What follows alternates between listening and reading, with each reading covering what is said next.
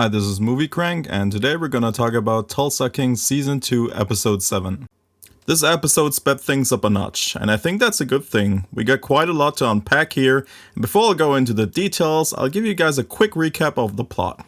Tyson's dad survived last episode's attack and is in the hospital being treated for his injuries. Meanwhile, Dwight and his crew investigate who's behind the bombing.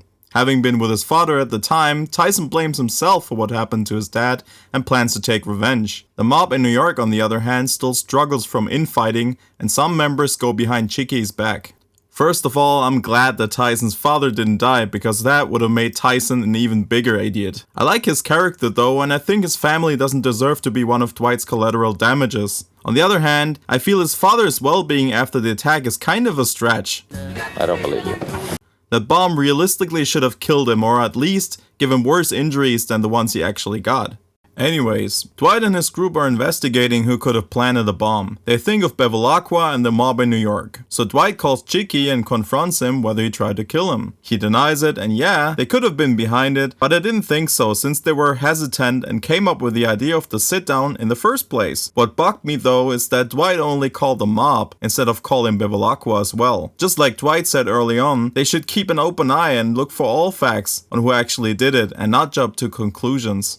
Meanwhile, the mob, especially Chicky, is confused and checks on BB to ask if he had anything to do with the bombing. BB tells them that he doesn't and that it just isn't profitable for him to whack Dwight. Yet.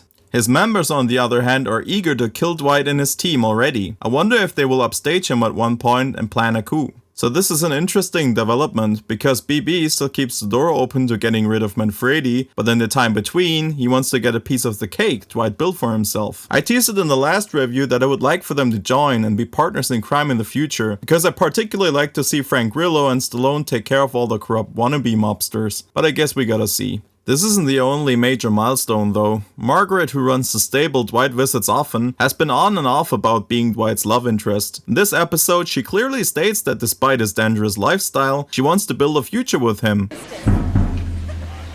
I also like to live dangerously. Judging from similar shows, when the focus shifts on one character being nice and behaving oddly against their interest, they won't live long. I hope Margaret won't end up in the crosshairs though, and I hope that she will make it out alive of this season. Thresher, on the other hand, is walking into trouble.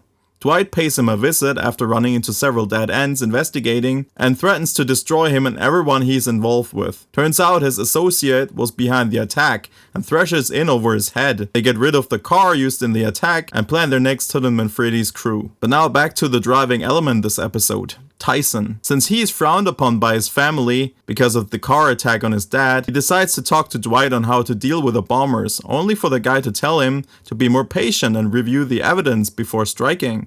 So naturally, Tyson can't wait, and he sees his major flaw, that he's a wannabe gangster among a sea of real criminals. He begins to dwindle down into a pit that he has to prove himself. Since he lacks information, he decides to confront Bevilacqua about the hit on his father. He waits outside Bevilacqua's residence in a car and prepares to enter. At the hospital, his father wakes up and calls Dwight to inform him that he thinks Tyson might be up to something stupid.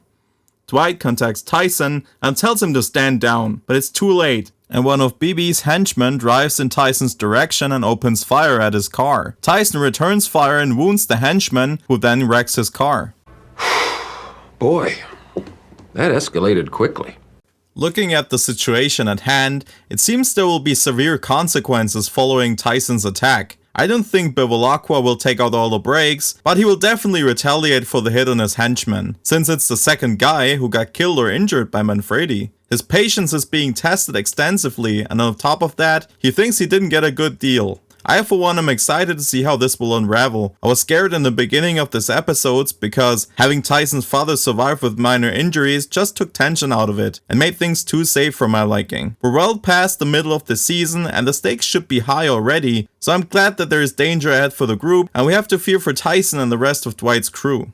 So to wrap this up, it was an exciting episode. A lot of internal turmoil was discussed, and I'm always happy to see that the writers are aware of what they come up with and what we the viewers think of it. If you're gonna bring in some wonky humor or unlikely situations, at least own it and have the characters address it. Personally, I can't wait to see what episode 8 will bring us, so tune in next week to hear my thoughts about what happened in Tulsa. Thank you for staying this long till the end of this video. If you liked it, please leave a like, subscribe to my channel, and hit that bell icon so you'll know when I crank out another video.